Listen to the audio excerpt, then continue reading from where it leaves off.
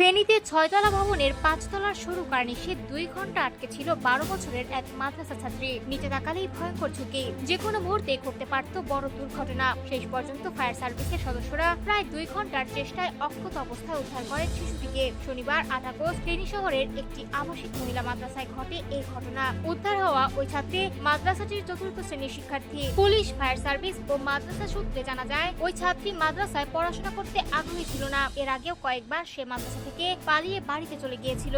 সম্প্রতি এমন একটি ঘটনার পর শনিবার সকালে তার বড় ভাই তাকে আবার মাদ্রাসায় রেখে যান, কিন্তু ভাই চলে যাওয়ার পর কিছুক্ষণ পরই তাকে আর খুঁজে পাওয়া যাচ্ছিল না। মাদ্রাসার ভেতরে বিভিন্ন জায়গায় খোঁজাখুঁজির এক পর্যায়ে দেখা যায় ৬ তলা ভবনের ৫ তলার একটি জানালার বাইরের সরু কার্নিশে বসে আছে শিশুটি। কোনোভাবে সেখানে গিয়ে সে আটকা পড়ে বলে ধারণা করা হচ্ছে।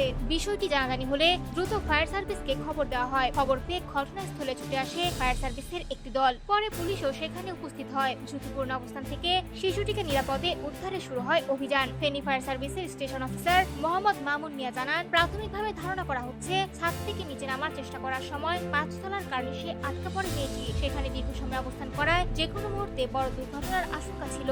শেষ পর্যন্ত ফায়ার সার্ভিসের সদস্যদের আন্তরিক প্রচেষ্টায় বেলা ২টার দিকে অক্ষত অবস্থায় উদ্ধার করা হয় তাকে।